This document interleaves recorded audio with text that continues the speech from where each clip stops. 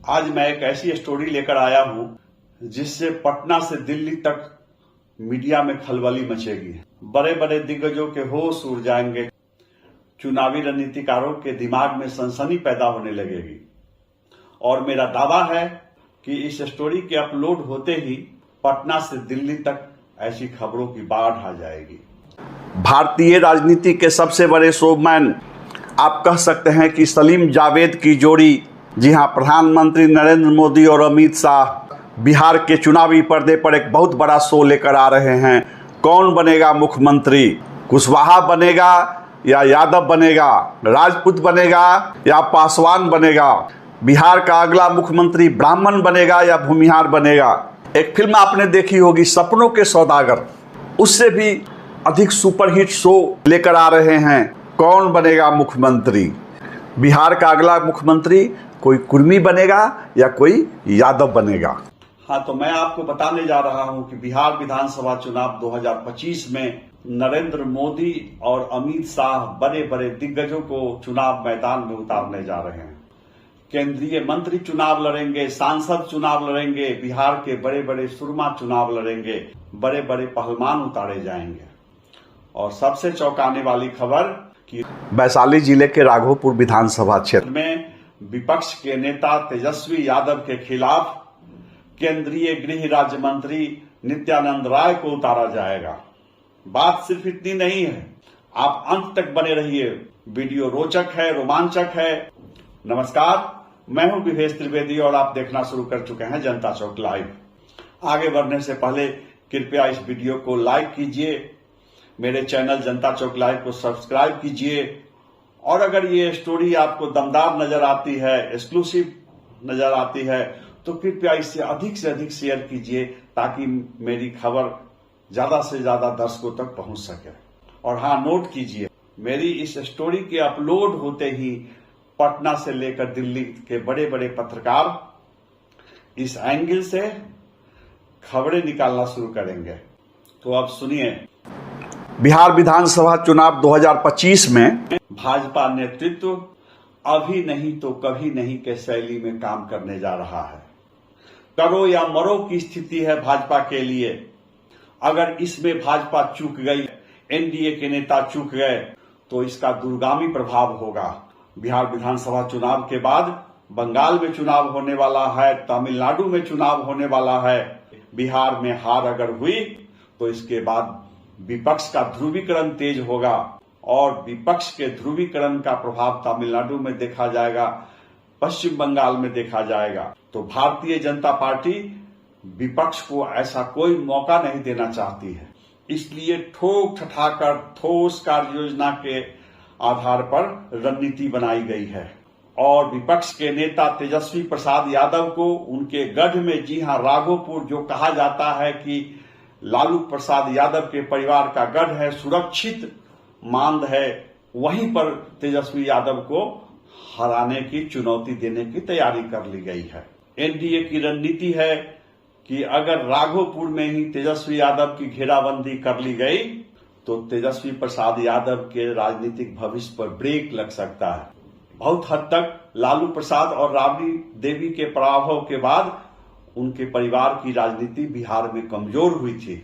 लेकिन आपको याद होगा, बिहार विधानसभा का 2015 का चुनाव, नीतीश कुमार की पार्टी जनता दल यू ने एनडीए को छोड़कर आरजेडी से गठबंधन कर लिया था और यूं कहिए कि पतन की ओर जा रहे लालू राबड़ी परिवार को उन्होंने संजीवनी देने का काम किया।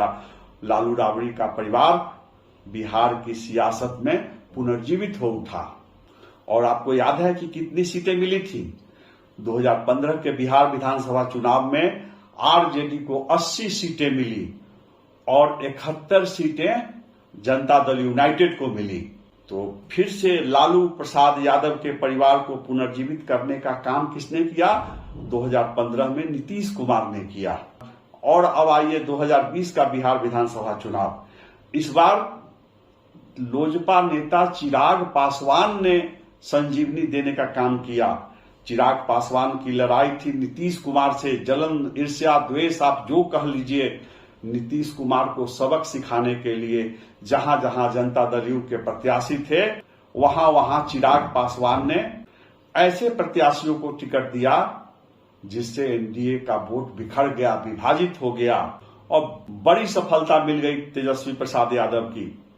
कुछ लोगों का कहना था कि हरियाणा वाले संजय यादव का कमाल था, उनकी रणनीति की वजह से तेजस्वी यादव को बहुत ज्यादा सीट मिल गया।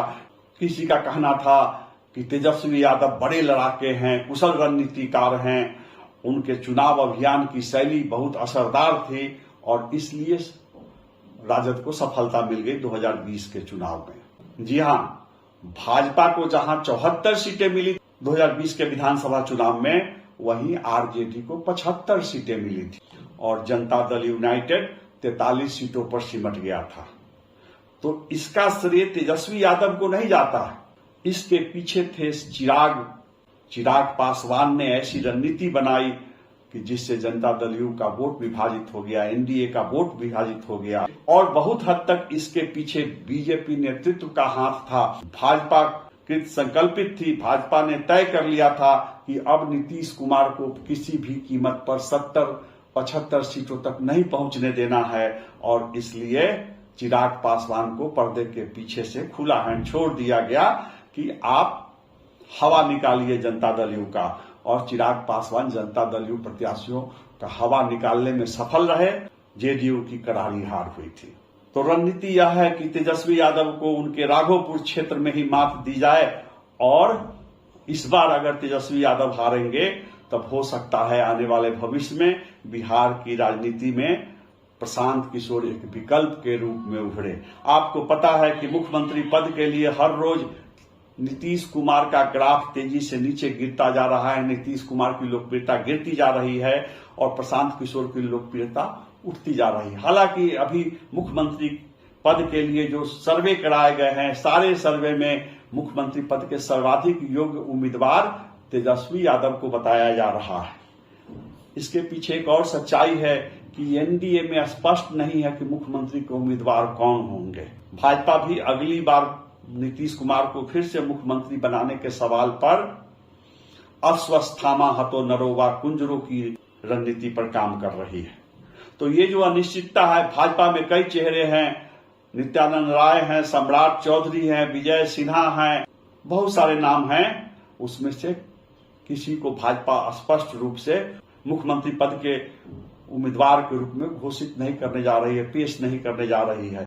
यही वजह है कि भाजपा में जो भी संभावित चेहरे हैं उनको किसी भी सर्वे में उतने अंक नहीं मिल रहे हैं जितना प्रशांत किशोर को मिल रहा है, जितना तेजस्वी यादव को मिल रहा है, या आज भी जितना अंक नीतीश कुमार को मिल रहा है।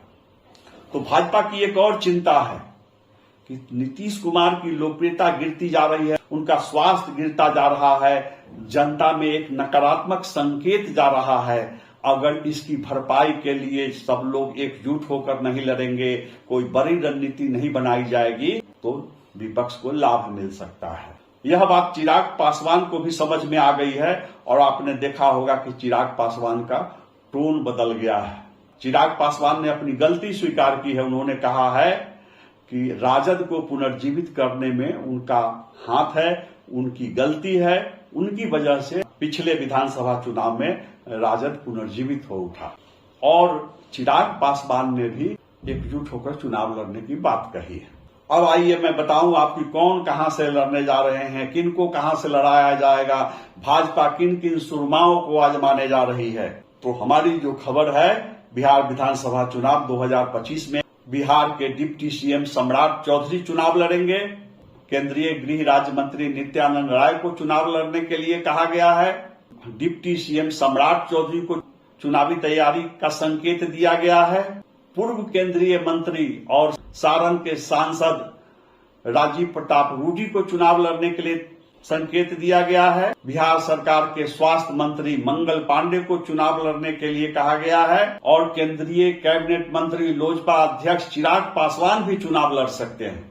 इतना ही नहीं, पूर्व राज्यसभा सदस्य राकेश सिन्हा को भी मैदान में उतारा जा सकता है।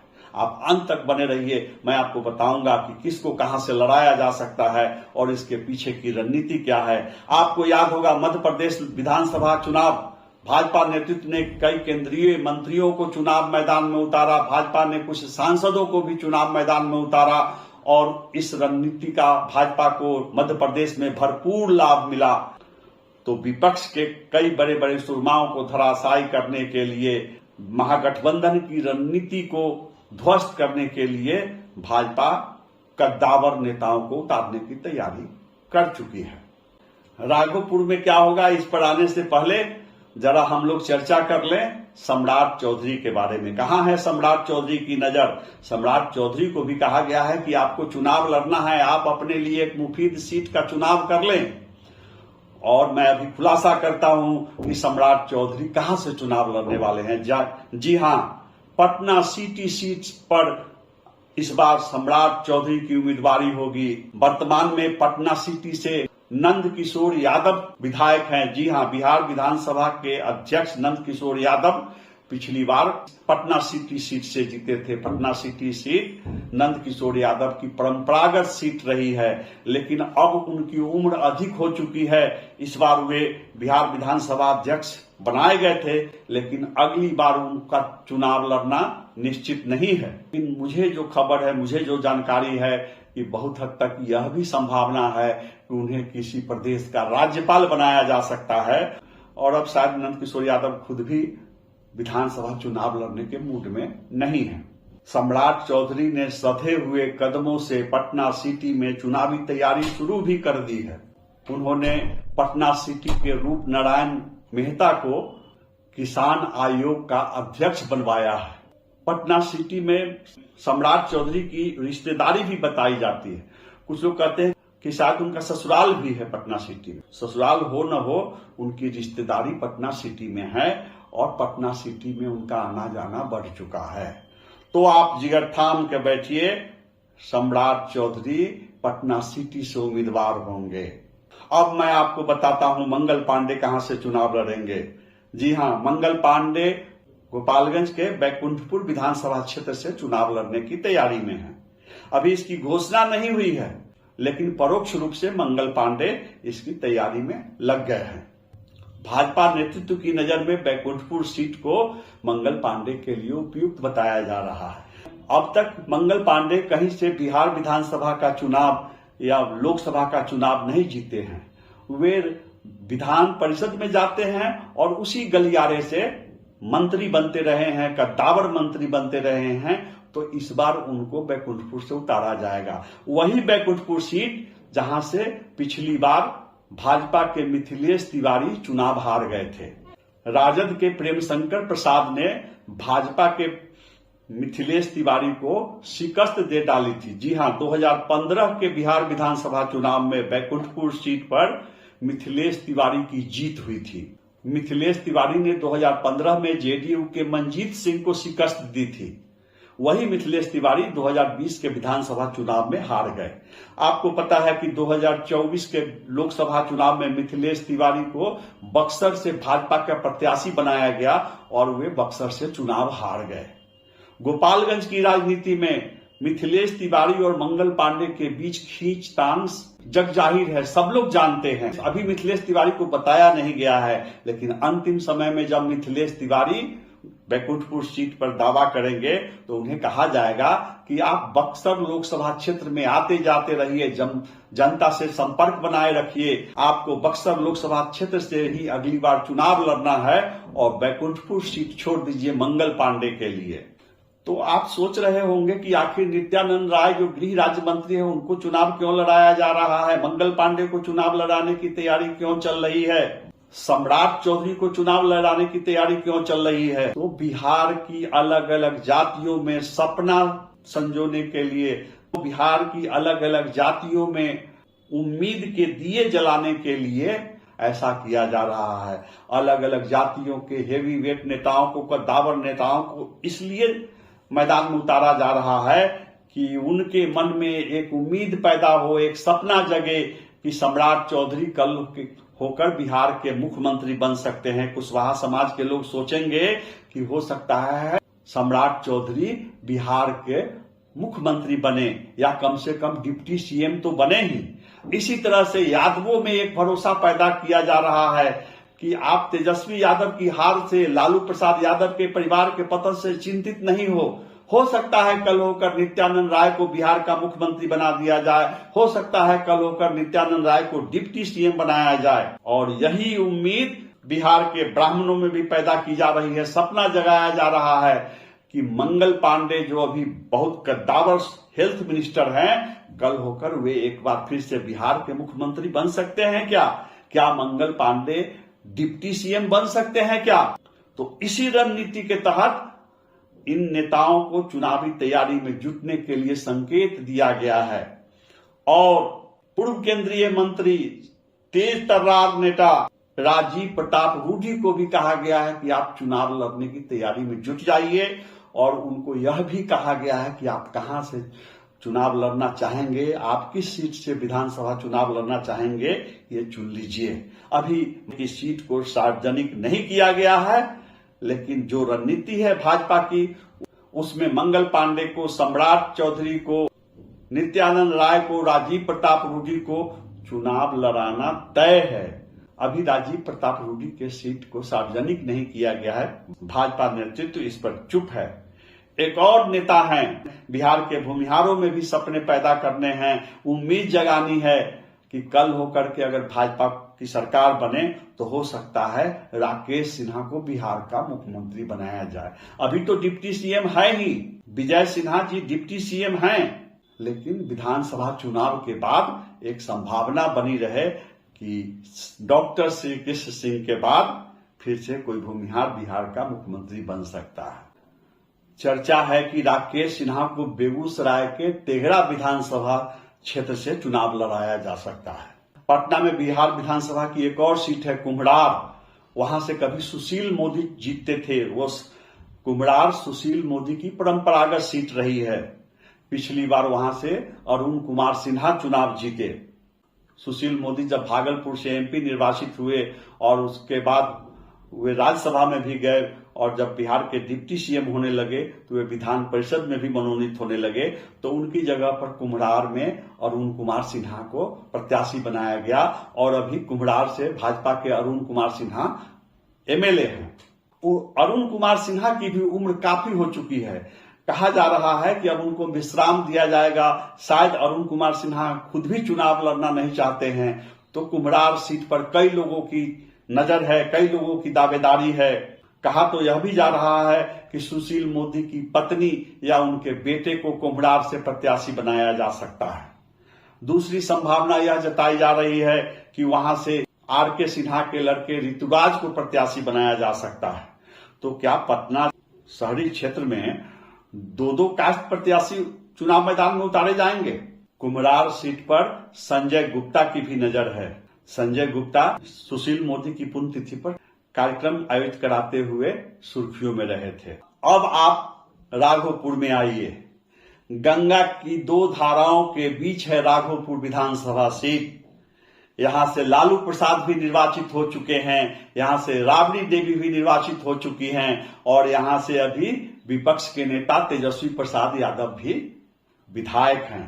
ये यादवों का गढ़ बताया जाता है और लालू राबड़ी परिवार के लिए भी यह एक सुरक्षित गढ़ बताया जाता है, लेकिन ऐसा कुछ नहीं है। मैं आपको बताऊं कि इसी राघोपुर सीट पर जनता दल यू के प्रत्याशी सतीश कुमार, जी हां सतीश कुमार यादव, जिनका सर्टिफिकेट नेम है सतीश कुमार, उन्होंने राबड़ी देवी को शिकस्त दी थी 2010 के विधानसभा चुनाव में। जब राबड़ी देवी को सतीश कुमार ने राघोपुर सीट पर हराया था तो पटना से दिल्ली तक खलबली मच गई थी। हालांकि उसी राघोपुर सीट पर 2015 और 2020 के विधानसभा चुनाव में तेजस्वी प्रसाद यादव निर्वाचित हो चुके हैं। सतीश कुमार अभी एनडीए में है, लेकिन राघोपुर की लड़ाई को प्रतिष्ठा की लड़ाई बनाने की कोशिश चल रही है। राघोपुर में तेजस्वी यादव को पराजित कर बड़ा संदेश देने की तैयारी चल रही है, और वहां पर विकास बनाम परिवारवाद की लड़ाई होने वाली है। जी हां, चुनाव में नारा दिया जाएगा कि आप विकास चाहते हैं या परिवारवाद चाहते हैं। गंगा नदी पर कच्ची दरगाह और बिद्दुपुर के बीच जो 6 लेन पुल है, उसमें पटना की ओर से कच्ची दरगाह से राघोपुर तक पुल का निर्माण पूरा हो चुका है, उद्घाटन हो गया, उस पर गाड़ियां फर्राटे मार रही है। तो अब राघोपुर विकास के मानचित्र पर आ गया है। पटना का जो विस्तार हो रहा है तो राघोपुर के करीब टाउनशिप विकसित होना है। तो राघोपुर की जनता के मन में एक सपना पैदा किया जाएगा कि आप अगर विकास चाहते हैं, आप अगर योजनाएं चाहते हैं, तो तेजस्वी प्रसाद यादव की जगह पर नित्यानंद राय को बिहार का मुख्यमंत्री बनाइए, नित्यानंद राय को बिहार का डिप्टी सीएम बनाइए। तो जब सतीश कुमार हरा सकते हैं राबड़ी देवी को, तो नित्यानंद राय को भी राघोपुर में कमजोर नहीं आंका जा सकता है। लड़ाई बहुत दिलचस्प होगी, जोरदार होगी। आपको पता है कि जब कोई बड़ी फिल्म रिलीज होने वाली होती है तो दूसरे निर्माता निर्देशक अपनी तिथियां बदल लेते हैं, सिनेमा हॉल बदल लेते हैं। तेजस्वी प्रसाद यादव को इस शो की भनक लग गई है और कहा यह जा रहा है कि तेजस्वी यादव अपने लिए एक अतिरिक्त विधानसभा निर्वाचन क्षेत्र की तलाश में हैं। वे गायघाट के साथ साथ एक और विधानसभा क्षेत्र से चुनाव लड़ना चाहते हैं। वे रिस्क नहीं लेना चाहते हैं। उन्हें याद है कि उनकी मां राबड़ी देवी राघोपुर विधानसभा क्षेत्र में चुनाव हार चुकी हैं। तेजस्वी यादव राघोपुर के साथ साथ एक और विधानसभा क्षेत्र की तलाश में हैं। विधानसभा क्षेत्र की तलाश उनके बड़े भाई तेज प्रताप यादव को भी है। फिलहाल वे आरजेडी से निष्कासित हैं, घर से निर्वासित हैं, लेकिन कौन ठीक अंतिम समय में माँ पिता का दुलार प्यार उमड़ आए और बेटे को माफ़ कर दिया जाए, बेटे को टिकट दिया जाए। लेकिन सबसे बड़ा सवाल है कि इस बार कहाँ से लड़ेंगे। 2015 में तेज प्रताप यादव महुआ से विधायक निर्वाचित हुए थे और 2020 में समस्तीपुर के हसनपुर से चुनाव लड़ने चले गए। अब चर्चा है कि हसनपुर में भी तेज प्रताप यादव के पैर उखड़ चुके हैं और तेज प्रताप यादव भी अपने लिए एक अदद विधानसभा निर्वाचन क्षेत्र की तलाश में हैं। दिक्कत यह है कि अगर वे गंगा के आसपास, छपरा, पटना, वैशाली जिले के आसपास कहीं चुनाव लड़ना चाहेंगे तो उनसे मुकाबले के लिए उनकी पत्नी ऐश्वर्या राय तैयार है। जी हाँ, बिहार के पूर्व मुख्यमंत्री दारोगा प्रसाद राय की पौत्री ऐश्वर्या राय चुनावी मैदान में तेज प्रताप यादव को चुनौती देंगी और ऐसी स्थिति में ऐश्वर्या राय को जनता की अपार सहानुभूति मिल सकती है और तेज प्रताप यादव को लेने के देने पर जाएंगे। तो लड़ाई बहुत दिलचस्प होगी। और बात इतनी ही नहीं है, और बड़े बड़े दिग्गजों के नाम हैं जिन्हें बिहार विधानसभा चुनाव में उतारा जा सकता है। चिराग पासवान भी चुनाव लड़ सकते हैं। 3 विधानसभा सीटों पर एक सामान्य सीट है और 2 सुरक्षित सीटों पर उनके नाम की चर्चा है। अब यह चिराग पासवान पर निर्भर करता है कि वे सामान्य सीट से चुनाव लड़ते हैं या सुरक्षित सीट से। चिराग पासवान के करीबी सूत्रों का कहना है कि चिराग पासवान सामान्य सीट से चुनाव लड़कर अपनी लोकप्रियता का सबूत पेश करना चाहते हैं, बताना चाहते हैं कि बिहार में वे भी एक विकल्प हैं। ऐसे समय में जब लालू राबड़ी परिवार को कड़ी चुनौती मिल रही है, स्वास्थ्य संबंधी कारणों से, उम्र की वजह से नीतीश कुमार अपने कैरियर के ढलान पर हैं, तो बिहार में इस बात की बड़ी चर्चा है कि अगला मुख्यमंत्री कौन होगा, किसके माथे पर ताज बंधेगा। पासवान के माथे पर, यादव के माथे पर, कुशवाहा के माथे पर, ब्राह्मण के माथे पर, भूमिहार के माथे पर। और ये सब सपनों के सौदागर नरेंद्र मोदी और अमित शाह एक बड़ा शो लेकर आ रहे हैं बिहार विधानसभा चुनाव में। सबकी धड़कनों को बढ़ाएंगे, अलग अलग जातियों में उम्मीद पैदा करेंगे और यह चुनाव बहुत दिलचस्प होगा। आपसे फिर आग्रह है कि इस वीडियो को अधिक से अधिक शेयर कीजिए ताकि मैं अधिक से अधिक दर्शकों तक पहुंच सकूं। और हाँ, देखते रहिए, कल से ऐसी खबरों की बाढ़ आने वाली है। नमस्कार।